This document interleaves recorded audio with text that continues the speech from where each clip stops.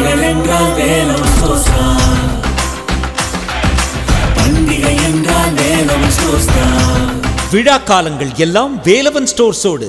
இன்று வரை தாங்கி பிடித்து கழகத்தை உயிரோட்டமுள்ள இயக்கமாக வழி நடத்தி கொண்டிருக்கின்ற கழகத்தினுடைய தொண்டர்களை, வருகை விழுந்திருக்கின்ற பெரியோர்களை, பேரன்பு கொண்ட தாய்மார்களை, பத்திரிகை மற்றும் தொலைக்காட்சி நண்பர்களை, வருகை விழுந்திருக்கின்ற கழகத்தின் பல்வேறு நிலைகளில் தங்களை முழுமையாக ஈடுபடுத்திக் கொண்டு கழகத்தினுடைய அத்தனை செயல்களிலும் இன்று வரை பணியாற்றி கொண்டிருக்கின்ற கழகத்தினுடைய அனைத்து நிலை செயலாளர்களே, நிர்வாகிகளே, பொறுப்பாளர்களே, வருகை புரிந்திருக்கின்ற நண்பர்களே, அன்பர்களே, உங்கள் அத்துணை பேருக்கும் என்னுடைய பணிவான நெறிகழ்ந்த நல் வணக்கத்தினை இந்த நல்ல நேரத்திலே தெரிவித்துக் கொள்வதோடு,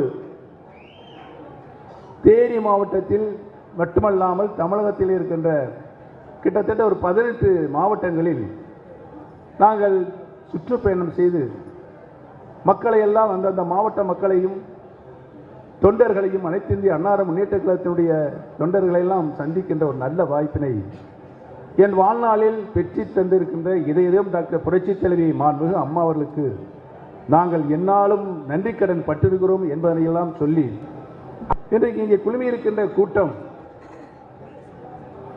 தினந்தோறும், வாரந்தோறும், மாதந்தோறும் தீர்ப்பு வந்தாலும், எத்தனை தீர்ப்பு வந்தாலும் நாங்கள் உங்களுடைய இலக்கை நோக்கி நீங்கள் சென்று கொண்டிருக்கிறீர்கள். எங்களுக்காக நீங்கள் அந்த இலக்கை நோக்கி நீடுநடை போட்டுக் கொண்டிருக்கிறீர்கள். எங்களுடைய முழு ஆதரவும் உங்களுக்குத்தான் என்று தொண்டர்கள் இன்றைக்கு எங்களுக்கு முழு ஆதரவு தந்து நாங்கள் செல்லுகின்ற இடமெல்லாம் எங்களை வாஞ்சியோடு வரவேற்று, நீங்கள் எடுத்திருக்கின்ற கொள்கை, நீங்கள் செல்லுகின்ற பாதை, இவைகளெல்லாம் புரட்சித் தலைவர், புரட்சித் தலைவி மாண்புமிகு அம்மா அவர்கள் நடந்து சென்ற பாதை என்பதன் அடிப்படையில் மிகப்பெரிய எங்களுக்கு ஆதரவை தந்து கொண்டிருக்கின்ற இம்மக்களுக்கு நாங்கள் என்றைக்கும் நன்றி கடன் பட்டிருக்கிறோம் என்பதனை நான் இந்த கூட்டத்தின் வாயிலாக தெரிவித்துக் கொள்ள கடமைப்பட்டிருக்கிறேன். திராவிட இயக்கத்தினுடைய பரிணாம வளர்ச்சியாக தந்தை பெரியார், பேரறிஞர் அண்ணா, புரட்சித் தலைவர் எம்ஜிஆர், நம்முடைய அம்மா இதயம் டாக்டர் புரட்சித் தலைவி சமுதாய சீர்திருத்தத்திற்காக வாழ்ந்தவர் தந்தை பெரியார், ஏழை தாய்மார்களின் கண்ணீரை துடைப்பதற்காக வாழ்ந்தவர் புரட்சித் தலைவர் எம்ஜிஆர் அவர்கள், தமிழ் சமுதாயம் தலை நிமிர்ந்து நடப்பதற்காக வாழ்ந்தவர் பேரறிஞர் பெருந்தகை அண்ணா அவர்கள். இந்த முப்பெரும் தலைவர்கள் அன்பு, அறிவு, ஆற்றல் ஆகிய குணங்களை ஒருங்கே பெற்ற ஒரே தலைவர் நம்முடைய இதயம் புரட்சித் தலைவி மாண்புமிகு அம்மா அவர்கள்தான் என்பதனை நாடு கன்று புரட்சித் தலைவர் எம்ஜிஆர் அவர் 1972ஆம் ஆண்டு அனைத்து இந்திய அன்னார முன்னேற்ற கழக மாபெரும் இயக்கத்தை தொண்டர்களுக்காக உருவாக்கினார்கள். தொண்டர்களுக்கான உருவாக்கப்பட்ட இயக்கம் அவருடைய காலத்திலும் சரி, மாண்புமிகு அம்மாவுடைய காலத்திலும் சரி, தொண்டர்களுக்கான இயக்கமாக இந்த இயக்கம் வளர்ந்து 50 ஆண்டு காலம் இந்த இருவரும் தலைவர்களும் தன்னுயிர் தந்து காப்பாற்றிய இயக்கம் நம்முடைய அனைத்து இந்திய அண்ணா முன்னேற்ற கழகம். புரட்சித் தலைவர் எம்ஜிஆர் அவர்கள் 3 முறை யாராலும் வெல்ல முடியாத முதலமைச்சராக, நல்ல பல திட்டங்களை நாட்டு மக்களுக்கு தந்த முதலமைச்சராக சிறப்பான ஆட்சியை நாட்டு மக்களுக்கு அர்ப்பணித்தார்கள். மாண்புமிகு அம்மா அவர்களும் 16 ஆண்டு காலம் கழகத்தினுடைய அனைத்து நிலைகளிலும் பணியாற்றி 16 ஆண்டு காலம் தமிழகத்தினுடைய முதலமைச்சராக நல்ல பல திட்டங்களாக, அந்த திட்டம் தொலைநோக்கு பார்வையோடு திட்டங்களாக, தொலைநோக்கு பார்வையோடு கூடிய திட்டம் என்று சொன்னால் இன்றைக்கு வாழ்கின்ற மக்களும் அந்த திட்டத்தினுடைய பலனை பெற வேண்டும். எதிர்காலத்தில் 50-100 ஆண்டுகளுக்கு பின்னாலும் அந்த திட்டத்துடைய பலன் வாழுகின்ற மக்கள் பெற்று அனுபவிக்க வேண்டும் என்றுதான் மாண்புமிகு அம்மா அவர்கள் அத்தனை திட்டங்களையும் தங்களுடைய பொற்கால ஆட்சியில் நிகழ்த்தி காட்டினார்கள். ஏகப்பட்ட உதாரணம் இருக்கிறது. புரட்சித் தலைவர் அவர்கள் மறைகின்ற பொழுது 16 லட்சம் உறுப்பினர் கொண்ட நம்முடைய இயக்கம், மாண்புமிகு அம்மா அவர்கள் கழகத்தினுடைய பொதுச்செயலராக பொறுப்பேற்று இந்த இயக்கத்திற்கு வந்த வேதனைகள், சோதனைகள், மாண்புமிகு அம்மா அவர்களை அழித்துவிட வேண்டும், நம் இயக்கத்தை அழித்துவிட வேண்டும் என்று திமுகவும் அதன் கூட்டாளி கட்சிகளும் சேர்ந்து கொண்டு செய்த சதி வேலைகள், மாண்புமிகு அம்மா அவர்கள் மீது போடப்பட்ட பொய் வழக்குகள், மாண்புமிகு அம்மா அவர்களோடு இருந்து பணியாற்றிய எங்களை போன்றவர்கள் மீதும் பொய் வழக்குகள், இவைகள்லாம் போட்டு அச்சுறுத்தினாலும் மாண்புமிகு அம்மா அவர்கள் தனியாக நின்று தியாக வாழ்க்கையை மேற்கொண்டு இந்த இயக்கத்தை 1.5 கோடிக்கு மேற்பட்ட தூய தொண்டர்களை கொண்ட மாபெரும் இயக்கமாக இந்த கொம்பாதி கொம்பனால் வந்தாலும் அசைக்க முடியாத எகைக்கோட்டையாக மாண்புமிகு அம்மார் உருவாக்கி தந்திருக்கிறார். இந்த இயக்கத்தில் சாதாரண தொண்டனாக இருப்பதே தமிழகத்தில் இருக்கின்ற பொதுமக்கள், தமிழகத்தில் இருக்கின்ற நம்முடைய தொண்டர்கள் ஒரு சாதாரண தொண்டனாக இருப்பது நமக்கெல்லாம் மிகப்பெரிய பெருமை என்ற நிலையை மாண்புமிகு அம்மா நமக்கெல்லாம் பெற்று தந்திருக்கிறார்கள். அதிமுக தொண்டரா நல்லவங்க, அதிமுக தொண்டரா நல்ல மனிதர்கள் என்று மற்றவர்கள் பாராட்டுகின்ற அளவுக்கு நம்முடைய இயக்கத்தை வலிமையோடு 50 ஆண்டு காலம் அந்த 20 தலைவர்களும் நடத்தினார்கள் என்பதனை நான் இங்கு சுட்டிக்காட்ட கடமைப்பட்டிருக்கிறேன். புரட்சி தலைவர் அவர்கள் இயக்கத்தை தொடங்கிய போது கழகம் எப்படி இயங்க வேண்டும், தொண்டர்களுக்காக உருவாக்கப்பட்ட இந்த இயக்கம் எந்த ஜனநாயக அடிப்படையில் இயங்க வேண்டும் என்று பல்வேறு சட்ட விதிகளை புரட்சி தலைவர் எம்ஜிஆர் அவர்கள் உருவாக்கினார்கள். அந்த சட்ட விதிகளில் சில மாற்றங்கள் நிலைமைக்கு தகுந்தாற்போல் காலத்திற்கு தகுந்தாற்போல் திருத்தம் செய்து கொள்ளலாம் என்ற விதியும் அவர்கள் அங்கே வகுத்து தந்தார்கள். ஆனால் ஒரே ஒரு சட்ட விதியை மட்டும் புரட்சி தலைவர் எம்ஜிஆர் அவர்கள் மாற்றக்கூடாது, திருத்தம் செய்யக்கூடாது, ரத்து செய்யக்கூடாது என்று புரட்சி தலைவர் எம்ஜிஆர் அவர்கள் அந்த சட்ட விதியை உருவாக்கினார்கள். அந்த சட்ட விதி இன்றைக்கு நீங்கள் உட்கார்ந்து இருக்கின்றீர்களே கீழேயும் மேலையும் தொண்டர்கள், அந்த தொண்டர்கள் தான் கழகத்தினுடைய உச்சபட்ச பதவி, கழகத்தினுடைய பொதுச் செயலாளர் பதவி. இந்த பதவியை தேர்ந்தெடுக்கின்ற பொறுப்பு, அந்த பதவியை தேர்ந்தெடுக்கின்ற உரிமை தொண்டர்களுக்குத்தான் இருக்க வேண்டும் என்று புரட்சித் தலைவர் எம்ஜிஆர் அவர்கள், அதுவும் தேர்தல் மூலமாக தேர்வு செய்யப்படும் வேண்டும். ஒவ்வொரு தொண்டனும் தன்னுடைய வாக்குகளை போட்டு யார் பொதுச் செயலாளர் வர வேண்டும் என்பதைத்தான் புரட்சித் தலைவர் உருவாக்கினார். அந்த பல்வேறு சட்டங்களை திருத்தி செஞ்சீங்க, மாற்றுங்க, ரத்தோடு செஞ்சீங்க. ஆனால் இந்த ஒரு சட்டத்தை மட்டும், கழக சட்ட விதியை மட்டும் மாற்றக்கூடாது, திருத்தம் செய்யக்கூடாது, ரத்து செய்யக்கூடாது. இது தொண்டர்களுக்கு புரட்சித் தலைவர் எம்ஜிஆர் அந்த உரிமை, அந்த உரிமை இன்றைக்கு அபகரிக்கப்பட்டிருக்கிறது. அந்த உரிமை இன்றைக்கு அபகரிக்கப்பட்டிருக்கிறது.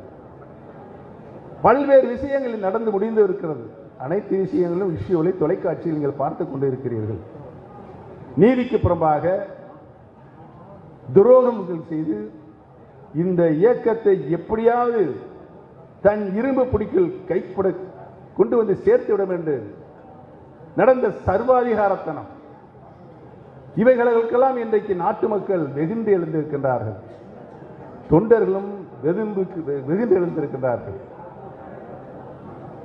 இன்னைக்கு என்ன நிலைமை? அந்த சட்டம் பெற பாடு, அந்த சட்டம் பெற பாடு. அந்த பொதுக்குழு வெள்ளோட ஒரு மட்டும் சொல்லிடுறேன். பொதுக்குழு வரவேற்பதை இருக்கும், சிறப்புரை ஆரம்பிக்கும், முன்னாள் மறைந்தவர்களுக்கெல்லாம் அனுதாபம் தெரிவிக்கப்படும். மூன்றாவது இனமாக பொருளாளர் என்ற முறையில் வரவு செலவு கணக்கில் அந்த ஆண்டினுடைய வரவு செலவு கணக்கு ஒரு வருஷத்துக்கு ஒரு பொதுக்குழு, செயற்குழு 6 மாதத்துக்கு வசிக்க வேண்டும்.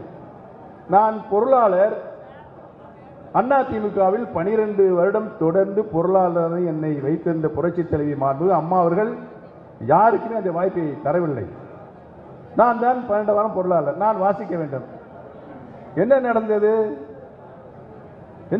எனக்கு கூட அந்த வாய்ப்பை வழங்கவில்லை. உடனே எந்திரிச்சு நன்றி உரைக்க போயிட்டாங்க பொதுக்குள்ள. அப்போதான் நாங்கள்லாம் எந்திரிச்சு அமைதியாக வெளியே போகிறோம். அந்த நடந்ததெல்லாம் அந்த அந்த எவ்வளவு அவமரியாதை நடந்தது என்பதை நீங்கள்லாம் பார்த்தீர்கள். தமிழக மக்கள் அனைவரும் வெகுண்டு எழுந்தார்கள், கோபமானார்கள். அந்த அளவுக்கு அந்த பொதுக்குழு சர்வாதிகாரத்தின் உச்ச நிலையை அவர் கொண்டு வைத்து இப்படித்தான அண்ணா எப்படி நடத்தினார்? சகோதர பாசன கட்சி நடத்தினார், கழகத்தை நடத்தினார். புரட்சி தலைவர் ரத்தத்தின் ரத்தமாக என்று நம்மளை வாஞ்சியோடு அழைத்து நடத்தினார். மாண்புமிகு அம்மாவும் தாய் பாசத்தோடு இந்த இயக்கத்தை நடத்தினார்கள்.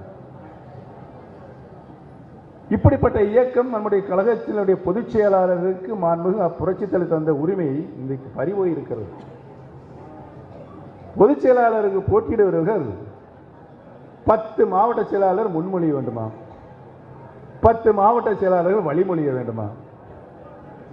5 வருடம் அவர் போட்டியிடுவர் தலைமை கழகத்துடன் நிர்வாகியா இருக்கணும். யார் போட்டியிட முடியும்? யார் பொதுச் செயலாளர் வர முடியும்? தங்கமணி, வேலுமணி, வீரமணி இப்படி பணத்தை குவித்து வைத்ததுதான் பொதுச் செயலாளர் பதவிக்கு வர முடியும். சாதாரண தொண்டன் கூட பொதுச் செயலாளருக்கு வர முடியும் என்ற அந்த சட்டத்தை, புரட்சி தலைவர் தொண்டர்களுக்காக வழங்கப்பட்ட அந்த சட்டத்தை ரத்து செய்திருக்கு என்று சொன்னால் எவ்வளவு கல்லஞ்சம் அவர்களுக்கு இருக்கும். சர்வாதிகாரியுடைய முடிவு என்ன என்பது நாட்டு மக்களுக்கு நன்றாக தெரியும். நாம் பொதுக்குழுவில் ஒன்றாக இருக்கும் பொழுது, அம்மா காலமானதுக்கு பின்னால் நடந்த பொதுக்குழுவில்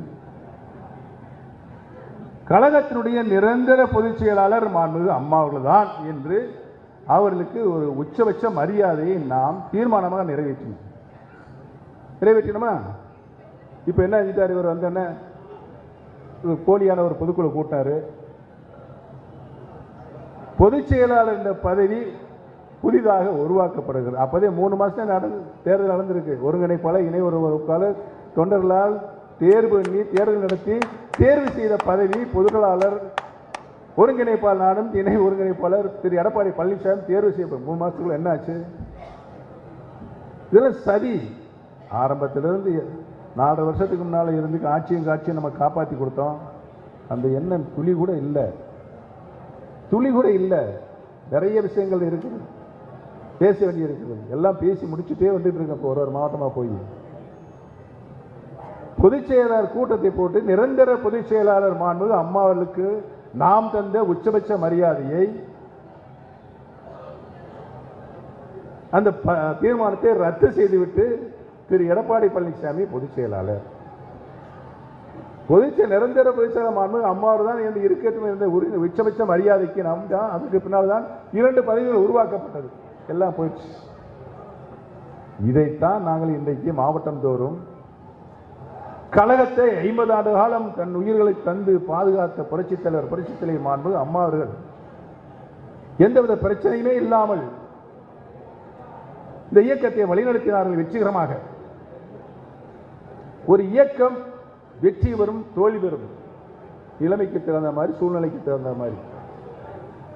புரட்சித் தலைவர் எம்ஜிஆருடைய காலத்திலும் தோல்வி ஏற்பட்டது.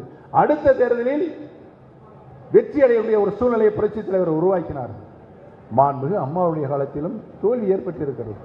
அடுத்து நடைபெற்ற தேர்தலில் கழக மகத்தான வெற்றி வரும் என்ற சூழ்நிலையை மாண்புமிகு அம்மா அவர்கள் உருவாக்கினார்கள். அந்த மாபெரும் தலைவர்களுக்கு ஒரு ஆற்றல், அறிவு, மக்களை ஈர்க்கின்ற சக்தி இருக்கிறது.